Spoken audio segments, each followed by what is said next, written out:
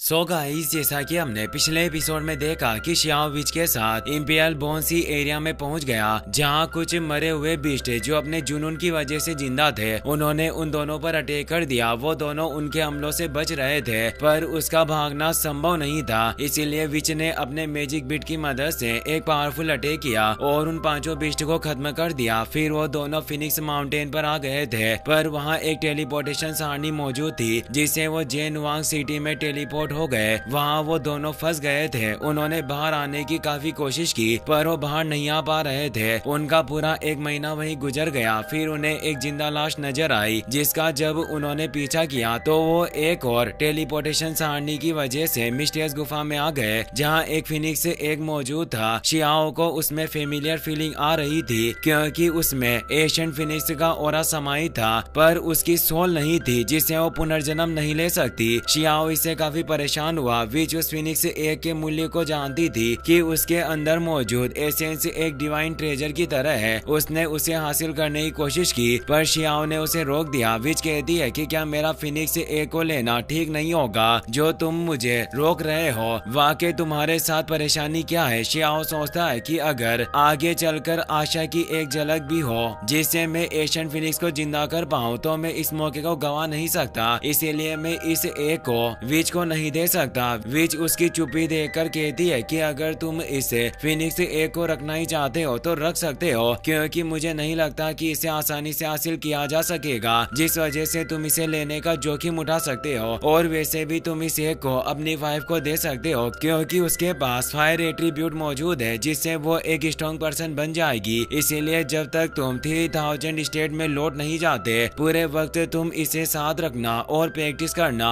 जिससे इस अंडे और लिंगर दोनों के लिए ये काफी फायदेमंद होगा। शियाओ भी सोचता है कि लिंगर भी फिनिक्स की प्रैक्टिस करती है और उसमें फायर एट्रीब्यूट है, इसीलिए इमोर्टल एक बिल्कुल लिंगर के चार्म के अनुरूप ही है। पर दुर्भाग्य से मेरी यात्रा तियाशियन एकेडमी के लिए है, इसीलिए मैं अभी उसे अंडा नहीं दे पाऊंगा, पर इसे संभाल कर अपने पास रखूंगा। और वो उसे अपने हाथ में ले लेता है, पर अब वहाँ की वो पूरी रहस्यमय गुफा ढहने लगती है और उस इमोर्टल एक से एनर्जी रिलीज हुई, जिससे अब वो टेलीपोर्ट होकर वापस बाहर उस फिनिक्स माउंटेन पर आ गए थे, जहां आने के लिए वो एक महीने से कोशिश कर रहे थे। इससे विच हैरान हुई, कहती है कि हम इतने दिनों तक एशियन सिटी में फंसे रहे, क्या ये फिनिक्स एक पहले से ही चाहता था कि तुम इसे हासिल करो, पर इसने आखिर तुम्हें क्यों चुना होगा? शियाओ सोचता है कि उस मेग्मा से उभरी हुई उन बिस्ट की लाशों पर उसने अपनी कुनपिंग टेक्निक से अटैक किया था, जिससे उन्होंने उसे पहचान लिया होगा और उसे भी उस वक्त एशियन फिनिक्स एक का विजन आया था। इसीलिए वो सोचता है कि एकमात्र यही कारण हो सकता है कि मैंने एशियन फेरी लैंड के उस जीवन का अनुभव किया। फिनिक्स गर्ल और उसके साथियों ने कई महीने सपने में गुजारे, जिससे मैं उनके साथ जुड़ गया और इस एक ने मुझे चुना होगा। शियाओ को अपने इमोर्टल दोस्तों की काफी याद आ रही थी। वो सोचता है कि मुझे उम्मीद है कि किसी दिन हम वापस जरूर मिल जाएंगे। अब वो दोनों वहाँ से निकल जाते हैं। उन्हें चलते हुए 3 महीने गुजर गए थे, पर अभी तक वो एशियन सिटी में नहीं पहुँचे होते। विच परेशान हो गई थी। वो शियाओ से कहती है कि मैं शर्त लगा सकती हूँ कि तियाशियन एकेडमी के थर्ड एल्डर ने हमें धोखा दिया, क्योंकि हम महीनों से चल रहे हैं, पर उसे एशियन सिटी का कोई निशान नहीं मिला। पर तभी शियाओ आगे बढ़ता है और उसके अंदर मौजूद ब्लड से अजीब सा एहसास होता है। ऐसा लग रहा था जैसे उसकी बॉडी में मौजूद ब्लड उस एशियन सिटी के साथ रेजोनेट कर रहा हो। वो ब्लड ड्रॉप बाहर आती है और उस ब्लड का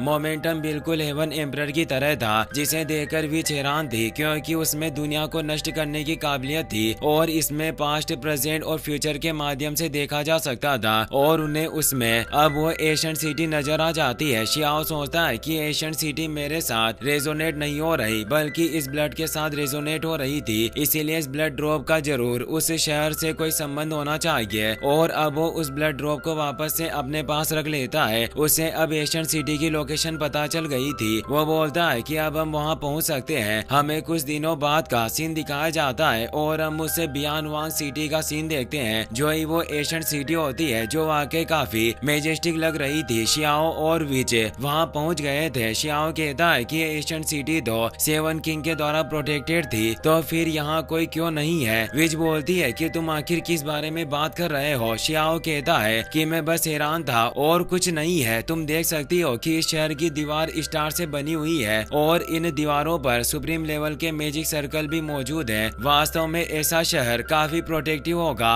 और इस शहर के दूसरी तरफ मौजूद दुश्मन अंदर नहीं आ सकते, जिस वजह से इस सिटी के अंदर बहुत ही कम लोग प्रवेश कर पाए जिन्होंने पहले अलायंस बनाया था। मुझे लग रहा था कि यहाँ पहले से ही लोग पहुँच गए होंगे, पर यहाँ इतनी चुप्पी क्यों है? तभी विच बड़े ही प्यार से कहती है कि क्या यहाँ कोई है या फिर हम ही हैं जो पहले यहाँ पहुँचे हैं। शियाओ कहता है कि तुम इस मधुर आवाज से क्या उन देवताओं को बहलाने की कोशिश कर रही हो जो अंदर सोए हुए होंगे? तुम्हारी इस डरावनी आवाज से ओल्ड वार एम्परर भी कहीं कब्र से बाहर ना आ जाए। विच कहती है कि तुम इतनी बकवास बातें क्यों कर रहे हो? अगर वो बाहर भी आ गए तो तुम उन्हें नमस्ते कहना। वैसे भी इस जगह पर पहुंचना इतना आसान नहीं था और उस पूरी सिटी में जिसे तुम लास्ट डेस्टिनेशन समझ रहे थे, उस वक्त अगर मैं तुम्हारा मार्गदर्शन नहीं करती तो तुम कभी भी यहाँ नहीं पहुँच पाते। शियाओ उसकी बातों पर ध्यान नहीं देता और बताता है कि यहाँ पास में ही कई सारे स्मॉल टाउन मौजूद है, चलो चलते हैं और उन पर एक नजर मारते हैं। अब हमें पास ही बने हुए एक टाउन को दिखाया जाता है जहाँ पहले से ही कई सारे पेटिशनर पहुँच गए थे और ये एक तरह की डीजवान टेलीपोर्टेशन सारणी होती है जिस पर वो खड़े हुए थे। शियाओ भी विच के साथ अब वहाँ जाता है। वहाँ पर कई सारे जीनियस मौजूद थे। निंगचुआन और 10 क्राउन चैंपियन पहले से ही वहाँ पहुँच गए थे। वहाँ शियाओ के दोस्त भी मौजूद थे जिसने काओ युशेंग, चांग गोंगयान और ड्रैगन प्रिंसेस भी होती है। वो सभी शियाओ को देखकर खुश होते हैं और उसके पास आने लगते हैं। शियाओ काओ युशेंग से कहता है कि तुम मुझे पूरे रास्ते नहीं मिले और अब हंस रहे हो। मुझे पूरे रास्ते तुम्हारी काफी फिक्र हो रही थी। तभी एक पेटिशनर विच से बोलता है कि जूनियर सिस्टर, तुम्हें उस विरासत का एक हिस्सा मिला है। विच रुक जाती है और अब वहाँ पर फेरी उचन भी आ जाती है जो ये देखकर हैरान होती है कि शियाओ को काफी स्ट्रॉन्ग समर्थक मिला है क्योंकि विच की पावर काफी महान थी, इसीलिए फेरी उचन के लिए ये वाकई परेशानी की बात थी। शियाओ भी सोच रहा था कि इस विच के हाथ एक विरासत लगी, पर इस लड़की ने वाकई कई सारे हिडन सीक्रेट छिपाए हुए थे। तभी काओ युशेंग शियाओ के पास आकर बताता है कि यह लड़का एक निर्वासित इमोर्टल है जिसे जीतियान सेक्ट का मेंबर बनने का विशेष अधिकार प्राप्त है। शियाओ कहता है कि मुझे लग रहा है कि यह किसी अन्य विरासत के बारे में बात कर रहा है। अब वहाँ हम तियानशेन एकेडमी के लिन तियान को भी देखते हैं जिसे शियाओ ने पीटा था, इसीलिए वो अपने बिग ब्रदर को बताता है कि यह लड़का वही हुआंग है जिसने मुझे चोट पहुंचाई थी। इसीलिए वो अपने सभी साथियों के साथ शियाओ की तरफ बढ़ रहा था।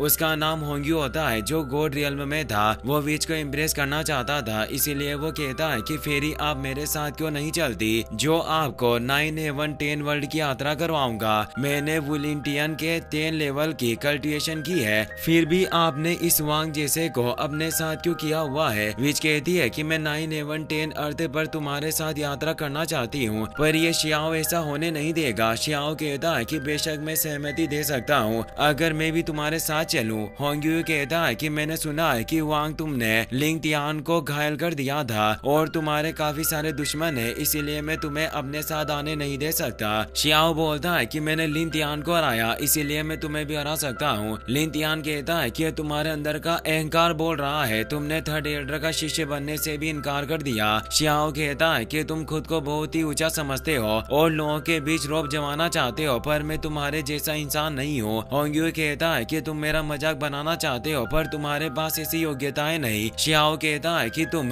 कौन होते हो मुझे मेरी औकात दिखाने वाले? अगर तुम मुझसे लड़ना चाहते हो तो आओ, मैं तुमसे लड़ने के लिए तैयार हूँ। और वो अपने पैर को जमीन पर मारकर ओरा को फैलाता है। लोग बातें करते हैं कि वांग होंग फैमिली के यंग मास्टर को चुनौती दे रहा है, जबकि होंग फैमिली वेपन रिफाइनर्स है। होंग्यू यू गुस्से में बोलता है कि तुम्हारी मुझसे इस तरह से बात करने की हिम्मत कैसे हुई? आज मैं तुम्हें अपनी पावर का एहसास करवाऊंगा। और वो अपने स्पीयर को बाहर निकाल कर शियाओ पर अटैक करने आता है। शियाओ कहता है कि मेरा सिर्फ एक ही लक्ष्य है, मैं सिर्फ अपनी कल्टिवेशन में सुधार करने के लिए इस तियानशेन एकेडमी में शामिल हो रहा हूँ, पर ऐसा लगता है कि मुझे कुछ लोगों को उनकी औकात दिखानी होगी, वरना तियानशेन एकेडमी के कुछ लोग मुझे बुली करने की कोशिश करते रहेंगे। और वो अपने फिंगर से ही उसके अटैक को रोक लेता है और उस पर अटैक करने लगा, जिससे डरकर होंग्यू दूर हो जाता है और गुस्से में कहता है कि आज मैं तुम्हें अपनी होंग फैमिली की पावर का एहसास करवाऊंगा। और उस पर पावरफुल अटैक करने आता है, जिससे उन दोनों के बीच फियर्स फाइट होने वाली थी। पर अब वहाँ थर्ड एल्डर आ जाते हैं जो उन दोनों को रोक देते हैं और कहते हैं कि तुम मेरे इस पुराने महल में आखिर युद्ध कैसे शुरू कर सकते हो? होंग्यू कहता है कि हुआंग हम किसी और दिन फाइट फाइट करेंगे। एल्डर कहते हैं कि तुम सभी यहाँ पहुँच चुके हो, इसीलिए अब तुम सभी लोग मेरे तियाशियन एकेडमी में शामिल हो सकते हो। हम अब फ्यूचर में साथ मिलकर दुश्मन से फाइट करेंगे। तभी वहाँ जोर से बेल बजने लगती है, जो एक बॉर्डर हॉर्न था जो युद्ध के वक्त बजाया जाता है। सभी इससे हैरान होते हैं और सोचते हैं कि यह हॉर्न का